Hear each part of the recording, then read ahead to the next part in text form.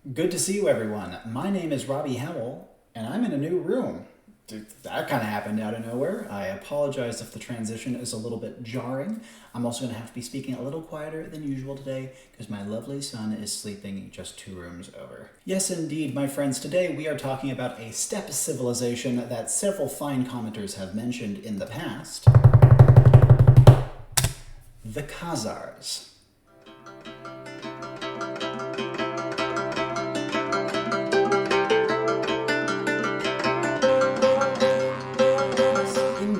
The Khazars, one of a great many Turco-Mongolic peoples who made their mark on the world well beyond their Central Asian origins. They're a very interesting people surrounded by a whole lot of speculation and mystery, and I'm very much looking forward to hearing your thoughts on them. Before we start, if you want to see any disclaimers or my philosophy when approaching theory crafting, please take a look on screen right now. Additionally, as always, this video is sponsored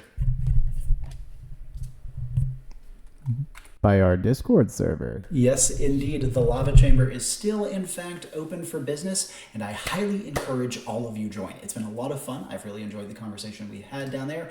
Link to join down in the description below, as is a comprehensive civilization document with all of my sources and details on all the bonuses and technologies and the like that you will see featured in this build. You ready to go? Let us dive into the murky swamps of Khazar history. Yes, indeed, the Khazars. Who were they?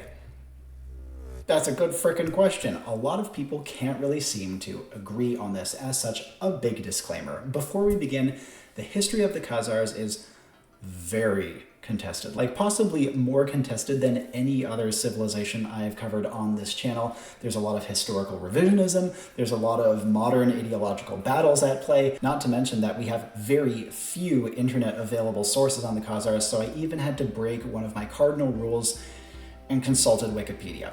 Only for one thing, I promise, but still, it breaks my heart to have done so. Let's jump in to what I learned about Khazar history. So, like many Turco-Mongolic peoples, they originated on the steppe and seem to have possibly been originally called the Akhatsirs. In this form, they were a Hun ally and a prominent member of the Western Turkic Khaganate. As a Turkic ally, they rampaged through the Middle East, starting with the Sassanids, who they helped slap around in the 400s to 500s AD, before moving on to Georgia in the Caucasus and sieging Tbilisi, among other major settlements, leading to them colonizing the Volga more properly in around the 600s AD in the north of the Caucasus Mountains. After moving into their new territory, they looked around and said, there are an awful lot of people around here that we don't want to be here. Let's begin with getting rid of those Bulgars. If you didn't know, the Bulgars, another Turco-Mongolic people, did not originally live in Bulgaria. No, they lived west of the Ural Mountains, pretty close to the Khazars' chosen home, and as such, the Khazars promptly went about booting them to where we now know them to dwell today, as well as expanding into Proto-Slavic lands up the Dnieper River. This brought them as far as what would later be known as Novgorod, though they probably had a tenuous hold on that region at best. Now, they quickly became the uncontested top dog in the Caucasus region, and the Byzantines quickly recognized them as a fellow Black Sea power and started to think, we should probably start making good with these guys. The Byzantines and the Khazars had a very complicated relationship. A lot of diplomacy went back and forth, a lot of trade went back and forth, and there were a number of major military engagements. The Byzantines couldn't mess with the Khazars too hard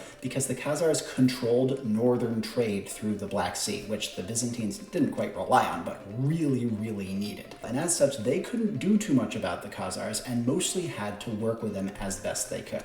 You know someone who didn't have to work with the Khazars?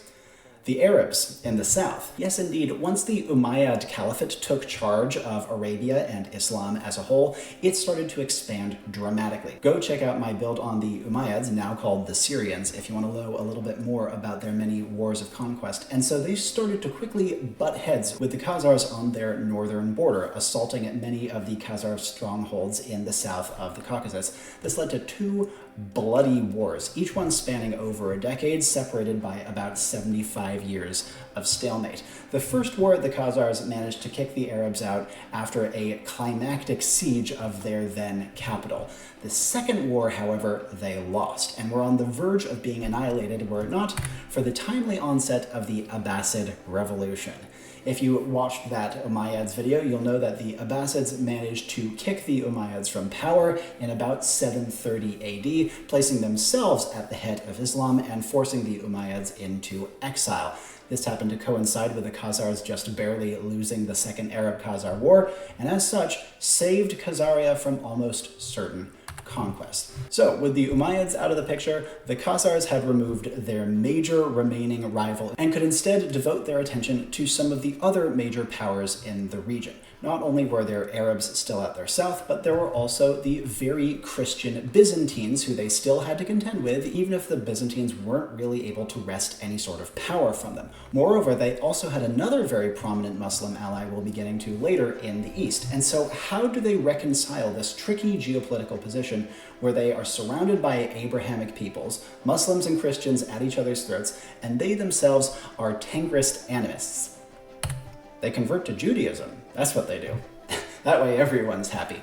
Now, this event is hotly debated. I'm inclined to believe it did happen, though I do think it happened for political rather than truly faith-based reasons. Additionally, when we say the Khazars converted to Judaism, it was probably just their nobility who converted, with the common people likely practicing some amalgamation of Tangrism, Islam, maybe some Judaism, maybe some Christianity. Who knows? But it probably wasn't Judaism like you might see at a synagogue today. That being said, assuming the conversion to Judaism did happen, it likely happened around the 740s and seems to have been a good political move, because the Khazars, while they did have to deal with many other minor invasions and incursions, did manage to retain their sovereignty. And not only that, they flourished, hitting a golden age in the early and mid-800s. During this time, not only did they take the burgeoning city of Kiev from the Swedes who founded and ruled it, but they also managed to fight off an incursion of Magyars, who aligned themselves with a revolting faction of Khazars at the time, the Kabars, and managed to make some ground within Khazar territory before getting kicked out. The Khazars then likely joined the Magyars on their later conquests through Europe and probably were fully integrated into their populace. But beyond just this Magyar incursion and their fighting in Kiev, they also started to establish much more important ties to Khwarezm. This was a major Turco-Iranic power in the east, just past the Caspian Sea, that was one of the major players in the steppe during this period of time and was also devoutly Muslim. Khazaria and Khwarezm were at one point so deeply intertwined that some historians have even speculated about a dual state between the two, but I personally find this to be a little bit unlikely. And so, with strong allies around them and major territory consolidations, the Khazars prospered right up until the end of the 800s, when they started to lose ground, specifically to the rising power of the Rus. As the Rus gained more and more dominance within the region, they began to take more and more territory from their southeastern neighbors, all culminating in a massive invasion down the Volga straight into the heart of Khazaria, led by Sviatoslav I of Kiev, leading to the collapse of the Khazar Empire more properly. A number of successor states lingered in its wake, and the region was still called Khazaria for absolute centuries to come, but for the most part, the Khazars dispersed from their homeland and embarked on countless undocumented migrations into other regions. Some Khazars were reported as far away as Egypt and Hungary. Later on, the northern Caucasus would be occupied by the Pecheneg people, who would hold it for the next couple hundred years. So where are the Khazars now? This is a very hot button issue, and I certainly won't be weighing in on it myself. Suffice to say, it's very heavily debated. Some say that the Khazars were the progenitors of today's Ashkenazi Jewish population. Many say that they just kind of smoothly merged into populations, and much like the Vandals, go check out my build on them, just kind of neatly vanished from history into other demographics. I leave it for you to decide which of the many stories is most likely to be the truth. Let's move on to the flavor section, the wonderful aesthetic details that make an Age of Empires civilization special, beginning with their architecture. The Khazars would have a Central Asian architecture. They are a perfect fit for it, and they have unique skins for the palisade wall, outpost, and castle. The castle should be obvious, but the other two is a little bit weird. You'll see why I made those choices a little ways down the line. Their language would be Khazaric, which is unfortunately a dead language, but there is a living language that anthropologically is probably pretty close to what Khazaric actually sounded like, namely modern Chuvash. Avani, ladies and gentlemen, and as such, I think using Chuvash as a stand-in would be perfectly acceptable. Their wonder would be Sarkel Fortress. You can see that it's actually depicted in-game right now in its ruin form as part of the Cuman's wonder. Now, on the left, you see an artist's depiction of what Sarkel Fortress probably looked like at its height. It was this beautiful white stone citadel built by Byzantine engineers, but to make it consistent with the ruined appearance in-game, you could just take the one we already have and brighten it up and restore it to what it probably looked like at its height. Either would work. In terms of some AI player names, I have a bunch scrolling on screen in front of you. This was what I had to consult Wikipedia for. There are so few sources on Khazar rulers that I could find online, and as such, with it being Wikipedia, take this one with a big pinch of salt. I'm sorry I couldn't find anything better. Moving on to some possible campaigns. As mentioned, it's very, very difficult to find anything consistent about Khazar history, but I did find two potential campaigns that I think could work without being too controversial or mythologized.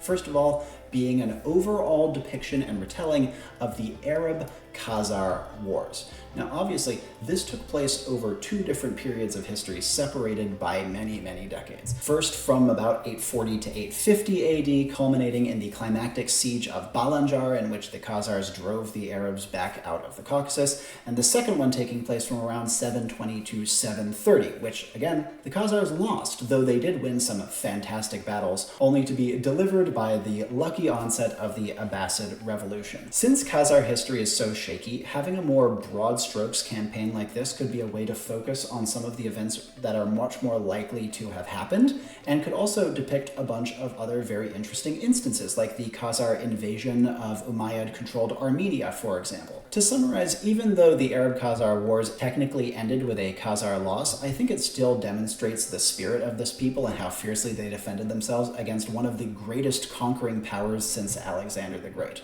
Definitely a good contender for a campaign, but I would propose we focus instead on Bulan. This was a Khazar ruler who is hypothesized to have been the first one to convert to Judaism, if that indeed happened. Bulan was in power towards the end of the Second Arab-Khazar War and was responsible for several of the major Khazar victories during that second doomed campaign, but he continued to rule well afterwards and is said to have launched many successful campaigns against other people of the Caucasus after driving away the Umayyads. Not only would a Bulan campaign feature a decent amount of civilization variety, probably much more than the Arab-Khazar Wars, but I think it would be a good way of depicting the Khazar conversion to Judaism in a way that was minimally controversial, focusing on a character who we are very sure to have existed, who seems to have some of the best evidence surrounding his actual change of faith. A Bulan campaign gets my seal of approval. It's the one I would personally go with if I were forced to pick. Moving on, some potential appearances for the Khazar civilization in existing campaigns. Tamerlane? His campaign takes place like 300 years after the fall of Khazaria, so if you wanted to use the Khazars to fill in for one of the current factions mostly covered by Turks and Mongols and Tatars, then sure, but it would be anachronistic. And other than that, I couldn't really find any other good options, which isn't too surprising, again, considering that they established their empire way before a lot of the other classic nomad rags to riches stories we hear about. But before we round off, I want to give you guys a couple of other potential campaign ideas that I thought worth mentioning.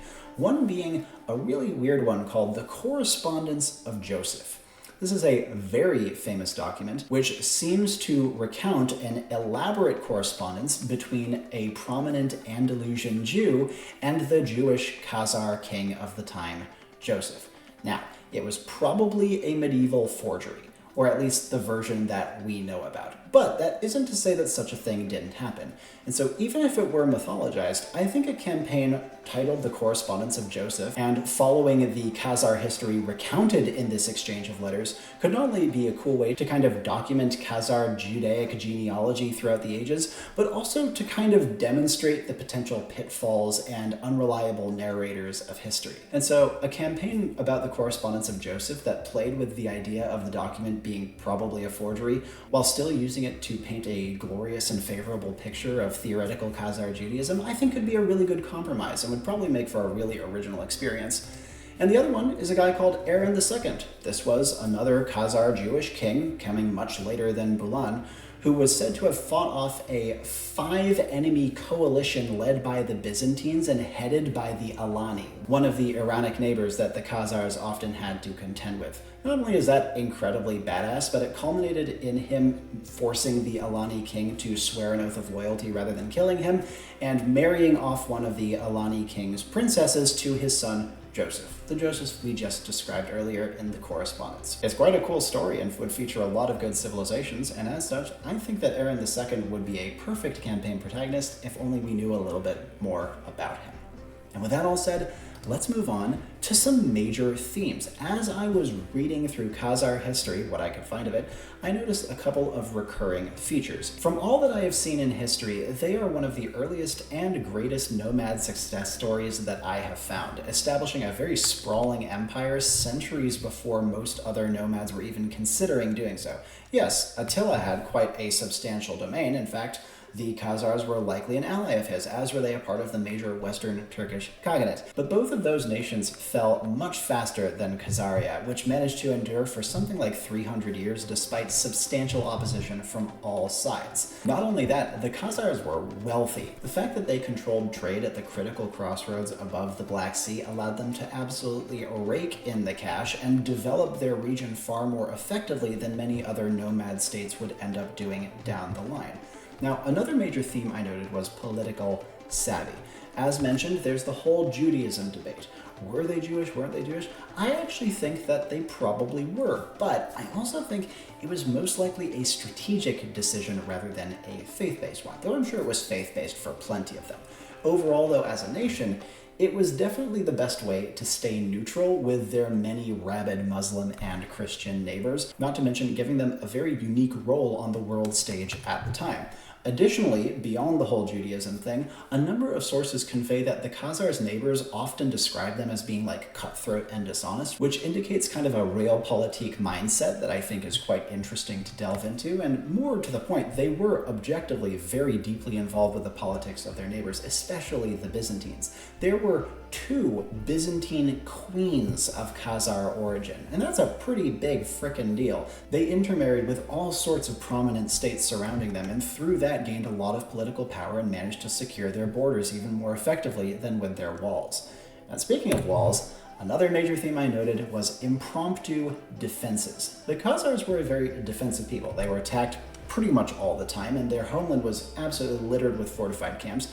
But with a couple of exceptions, like Sarkel Fortress, their fortifications were not very permanent. They were able to very quickly build and also dismantle and move their defenses using these convoys of covered wagons. Circling the wagons, like you see in like American Wild West tales, was one of the classic methods of Khazar defenses, and it was even said that their soldiers were all obliged to carry a palisade stake each that they could like plant into the ground at a moment's notice to set up some improvised barricades. The whole circling the wagon things also connects to something that I saw mentioned a lot online but couldn't really find any sources for, namely that the Khazars were very siegecraft oriented.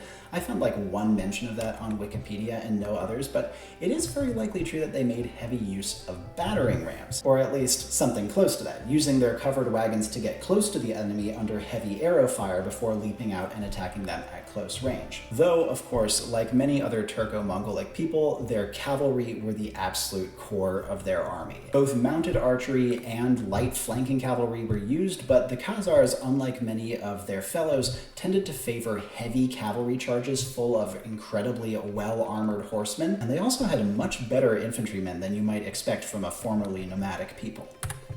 And with that, we come to the end of the Khazar history section. If that's all you were here for, please remember to like and subscribe before you go, and to join the Discord if you have any interest in doing so. I have another office hours section, now titled Open Forum, coming up tomorrow, Saturday, the 10th of June. But for all those of you who, like me, love Age of Empires and want to see what I've done with the civilization, let's move on to game mechanics, beginning with some necessary updates. The Khazars come with a couple of major regional changes that I want to discuss, beginning with the Catapult Galley. Yes, the Catapult Galley featured prominently in my Vandals build as a unique unit for them, but now that there is precedent for a Catapult Galley type unit in the Dromon being common, I thought it was about time to upgrade this to a common unit available to a great many civilizations, though the Khazars would not actually get the elite version of this unit. For those of you who didn't see my Vandal unit, it is a much weaker Castle Age Cannon Galleon replacement. It's cheaper, quicker to create, and has a better blast radius, kind of like a Dromon, costing only 150 wood and 125 gold. It is available to a lot of civilizations.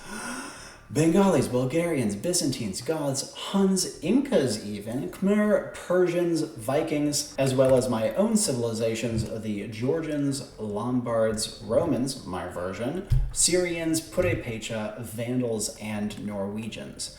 Wow. This unit brings into question whether or not I consider the new Romans civilization, the official Romans, to be canon.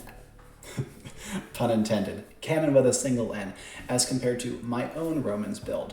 And you know, guys, I'd like to hear what you think about this, but my inclination is to actually keep assuming that my own Romans build is canon for the purposes of this channel, because, you know, I made it. And I like it. And I released it first.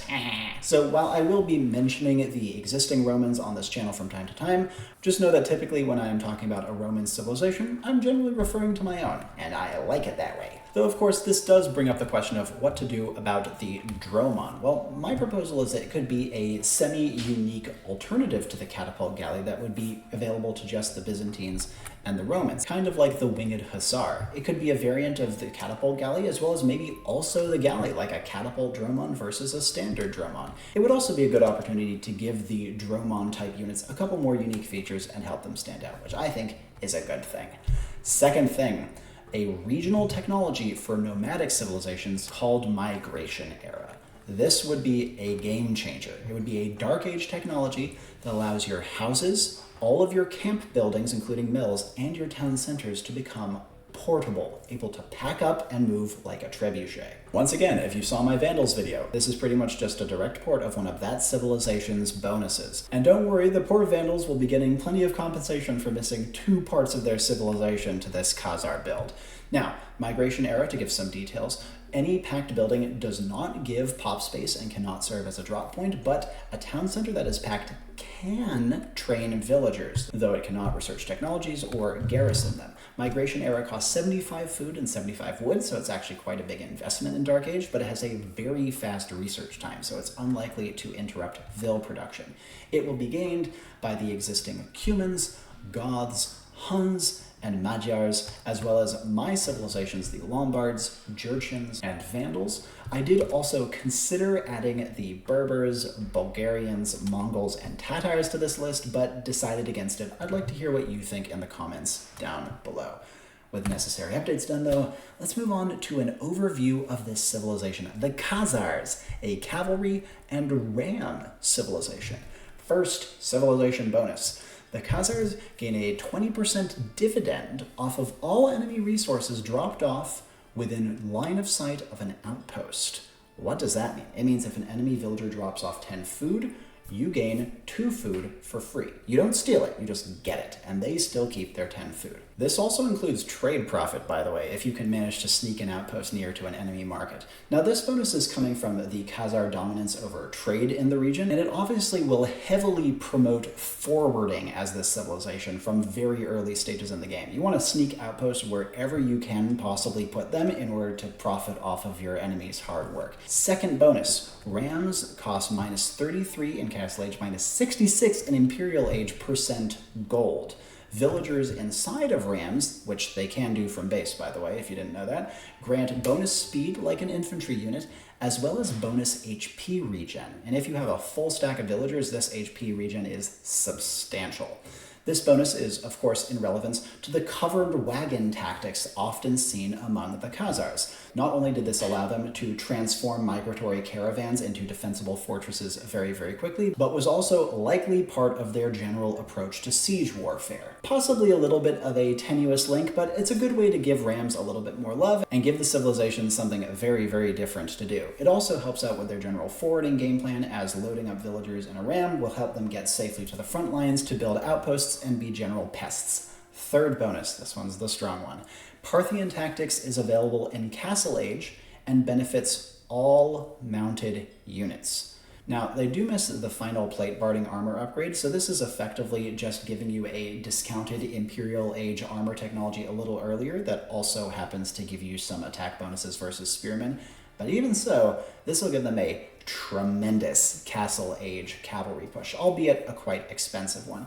It's coming, of course, from the Khazar adaptation of classic steppe cavalry tactics. Very powerful bonus. I've tried to design a lot of the rest of the civilization around this one specifically. Last civilization bonus, although this one might be more of a civilization penalty, units are 50% more susceptible to conversion, but conversion is temporary. For units that are resistant to conversion, the temporary is quite short, probably just 15 seconds or something. For units weak to conversion like a knight, it could be upwards of a minute. Now, while the Khazars are most famous for converting to Judaism, they converted on many other occasions as well. They converted to Islam at one point to garner favor from Khwarezm in face of an enemy invasion. And so this bonus is kind of trying to capture the more political way in which the Khazar state seemed to approach conversion. By some accounts, it seems like some devout Jews from other parts of the world were kind of appalled by how bad the average Khazar citizen was at being a Jew. The nobles were probably quite proper and good about it, but the common people definitely held on to a lot of Tangrist beliefs, animist beliefs, which don't tend to vibe well when Judaism is your state religion. So this bonus is kind of trying to reconcile and capture that messy element of Khazar polity. Team bonus. Palisades and outposts can be constructed at a range. Yeah, you place the foundation, your villager hits the hammer, and just starts building from afar. This range scales from 3 in Dark Age to 9 in Imperial, and all wood spent on palisades and outposts is refunded if those buildings are deleted. It's pretty obvious where this bonus is coming from, namely improvised defenses, and it is one of the cornerstones of the Khazar forwarding strategy. Not only does it make it way easier to put annoying outposts where your opponent won't expect it, but will also really help with quick walling and base defense in early game, when enemies might be able to pin a villager in place and prevent them from throwing up a defensive palisade. A very weird team bonus. I have no idea if it'll end up actually being good in practice. Let's move on to their unique unit, the Arsiya. This was a Muslim mercenary, typically originating from Khwarezm, and the Khazars hired a lot of these guys. In fact, they hired enough that the Arsiya were able to influence Khazar politics at various points in their history, and they were known to be extremely heavily armored warriors, typically mounted, and probably cavalry archers. Given Khwarezm's adherence to more typical steppe warfare, my incarnation of the Arsiya costs 90 gold and nothing else, a very interesting cost, making them actually quite cheap if you look at total resources spent. They are a very tough cavalry archer. They have less speed and range, but they have a much better damage and a much higher armor. You can think of them almost like a knight that can hit you from afar. Very, very strong unit. However, they, like a knight, are weak to conversion, and they are literally unable to harm monks and monasteries. This is in reference to the fact that the Arsiya famously would refuse to fight any fellow Muslim, forcing the Khazars to only direct them against pagans and Christians. Of note, though I don't normally go into what unit upgrades bring in these builds, the Arsiya's upgrade actually lowers their gold cost a little bit, among other stuff, making them even easier to spam in late game. Let's take a look at their unique technologies. First of all, Bulwark Patrol in the Castle Age. This is a bit of a weird one. I saw a number of depictions of Khazar horsemen placing what looked almost like heavy mantlets around their horse's neck, providing them with this big extra plate out in front to help defend against incoming enemy attacks. A patrol is the name for horse chest armor, and so this name is of my own invention, but I think is rather representative of what I saw depicted. And this technology would make all knights, steppe lancers, and Arsiya lose 5% speed, but take minus 33% damage, including bonus damage from enemies in front of them. Once again, A major incentive for powerful heavy cavalry charges head-on into the opponent, but if your opponent manages to outflank or surround you, then your units without any reduced bonus damage and lower speed will have a lot of trouble getting away. An interesting technology with some downsides given the minus 5% speed, but minus 33% damage is very, very juicy. I think that almost all Khazar players will want to pick this up no matter the circumstances. Second unique technology in Imperial Age, Royal Road. This was the highway that connected Khazaria and Khwarazm, and the technology would make it so that all cavalry and trade units on your team would gain plus 10% speed within the line of sight of one of your buildings. This highway was an absolute hub of both trade and troop transport and lends itself well to the forwarding style that this Khazars build is going for. You're building outposts everywhere, and in addition to stealing resources from your enemy, they're also boosting the speed of you and your allies. 10% trade speed is not nearly as strong as something like the Spanish team bonus, but is good enough to make an impact late game, especially when you compare it to something like the Caravanserai. You'll be able to get this one going for a much lower cost. Remember, once again, to check out my civilization document down below in the description if you want full details on any of these build elements. And with all that being said, let's move on to the tech tree. Letter grade style, beginning with their infantry, it's a B. That's much higher than the average nomad civilization. The only thing of note about their infantry is that they are missing halberdier. That does suck, but other than that, they are fully upgraded, and their emphasis on rams means that having some infantry around is rarely a bad idea. Archers, it's a B. They have thumb ring, they have their extra souped up Parthian tactics that you'll have access to earlier and are highly incentivized to get, but they lack arbalester and hand cannoneer. It's fine archery range, it's very serviceable, great in Castle Age, but other than that, you're probably not going to be relying on it come late game, except for heavy cavalry archers, which are fully upgraded. Next, their cavalry. It's an A. It's very good. They have lots of strong options. They have the Paladin and Elite Step Lancer, which benefit from Bulwark Patrol. Royal Road helps out late game, and Parthian Tactics lends itself to a absolutely disgusting early Castle Age timing, though again, bear in mind that they missed the final armor upgrade. However, while they do have Camel, they miss Heavy Camel, and they also miss Hussar. Ouch. And their light cavalry doesn't benefit from Bulwark Patrol. So their gold costing cavalry is amazing, arguably some of the best in the game. Next, their siege. It's a B+. They have their cheap villager crewable siege rams and siege engineers available, and the only things they're missing are siege onager and bombard cannon. That's a good siege tree. And while SO and BBC are typically what you want most out of the Siege Workshop, having cheap siege rams that can be crewed by villagers sounds like a pretty decent replacement to me. B+ it is. Next, their defenses. It's a B. They obviously have some weird stuff with their outposts and palisade walls. Royal Road helps on defense because it rewards your map control with cavalry and trade movement.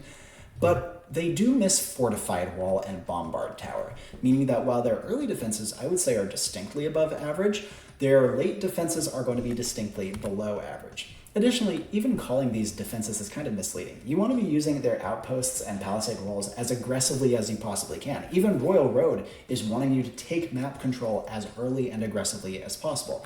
So call this a B with an asterisk.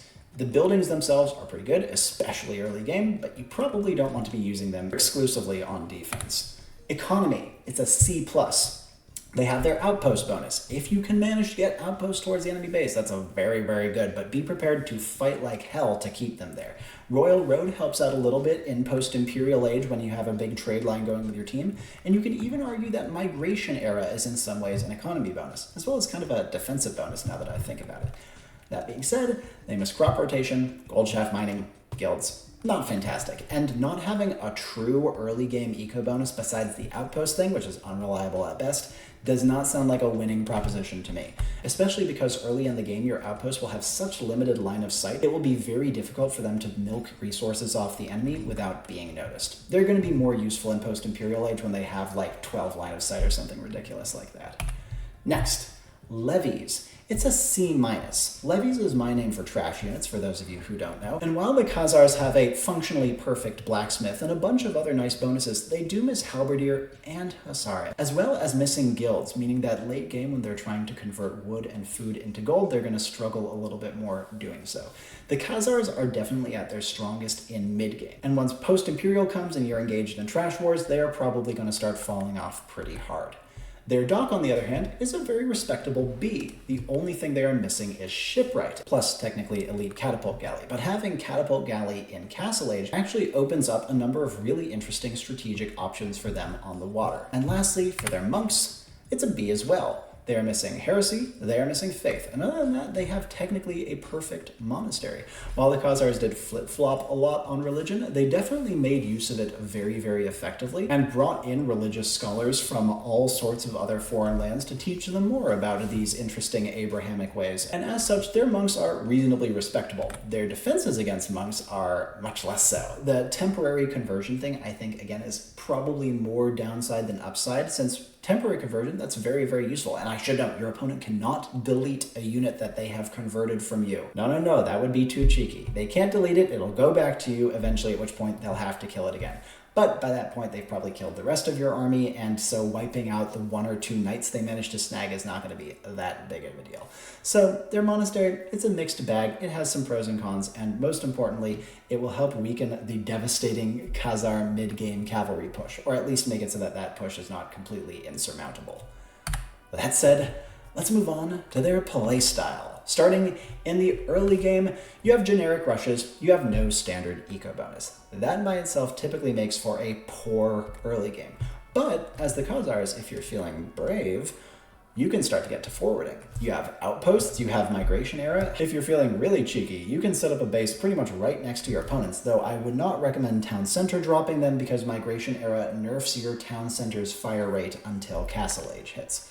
But if you do manage to get villagers near your opponent's base and can defend some outposts, you can actually get some pretty decent rewards. Maybe even enough to compensate you for all that lost villager time that you spent microing them all the way across the map.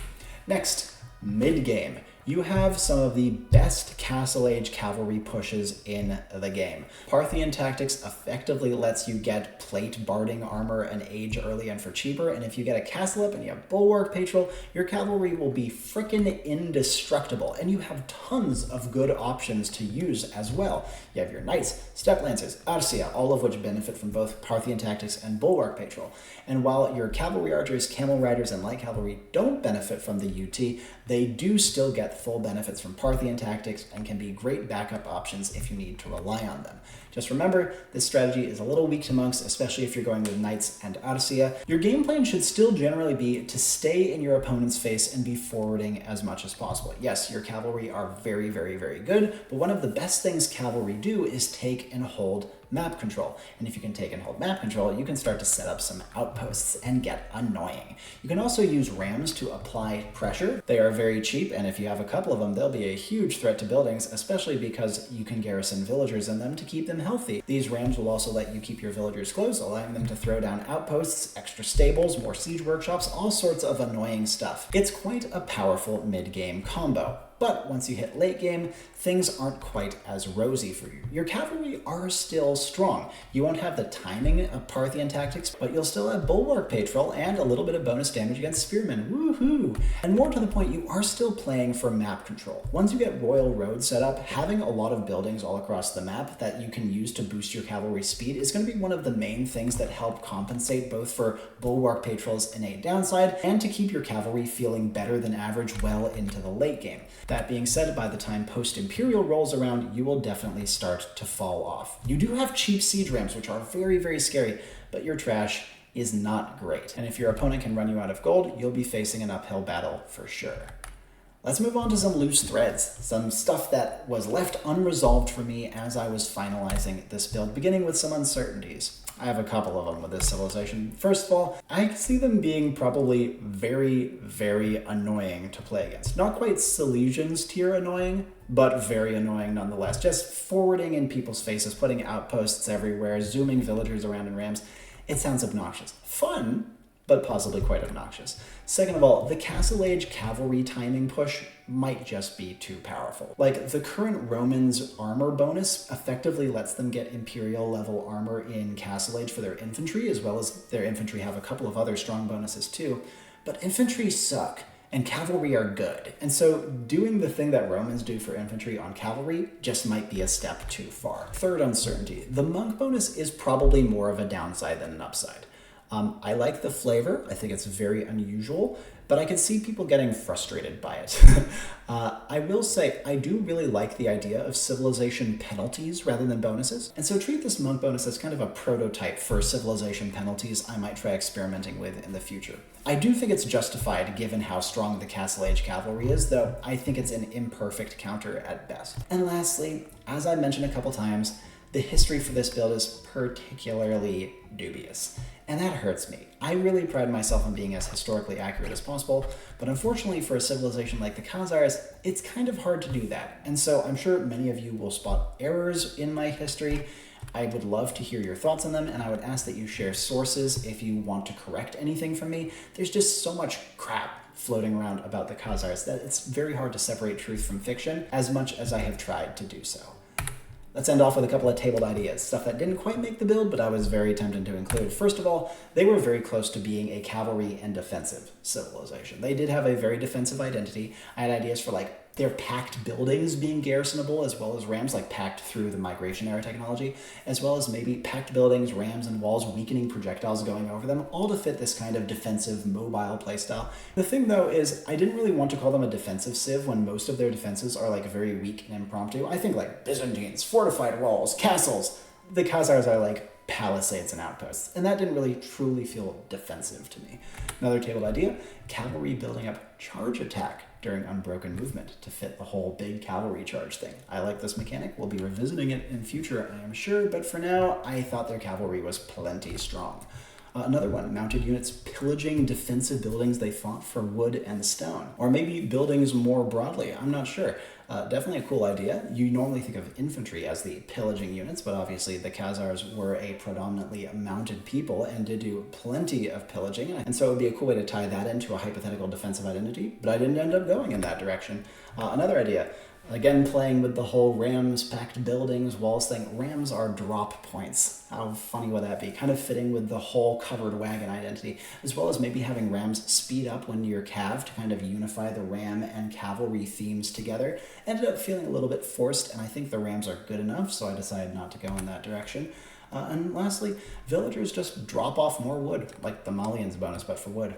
Why this? Well, there was one demonym for the Khazars, like a regional demonym, that translated roughly to like the wood people or the people of wood. An interesting idea. I kind of liked them not having a conventional eco bonus though, both because I liked the outpost thing and because I think a conventional eco bonus would make the civilization much too strong. Oh, and I forgot, I thought about giving them the caravanserai. They did have a piece of the Silk Road and controlled an awful lot of trade, so it's kind of fitting that they could get this building. Maybe redundant with the Royal Road technology, so I'm not sure about this one, but I'd definitely be willing to experiment with it at the very, very least. Couple of unique things I was considering. First of all, 2 regional units for steppe peoples more broadly. The Bagatur and the Tarkhan. The Bagatur was effectively like a knight, or it was a title that kind of meant brave or valiant one. I envisioned them as like a heavy cavalryman that was resistant to other cavalry, kind of like an anti-camel, or like how royal heirs now buffs Shota warriors. The Tarkhan, on the other hand, would be like a limited number unit, kind of like I did with the Druzhnik line for my various Slavic builds. It would be a really powerful cavalryman with like a boosting aura, because Tarkhans, unlike the Tarkhans we see in the game right now, were actually commanders, designated to a large body of military soldiers and set to ensure they did what their supreme commanders wanted them to in warfare. I really love the idea of giving a few more steppe regional units. However, the steppes already have quite a lot of love in that regard. They have the steppe lancer, they kind of have the cavalry archer, they have Parthian tactics. There's just a lot of regional steppe stuff already, so I think I want to give some more regional love to the rest of the world before revisiting regional units for Central Asia. But when I do, you can expect to see these guys in future.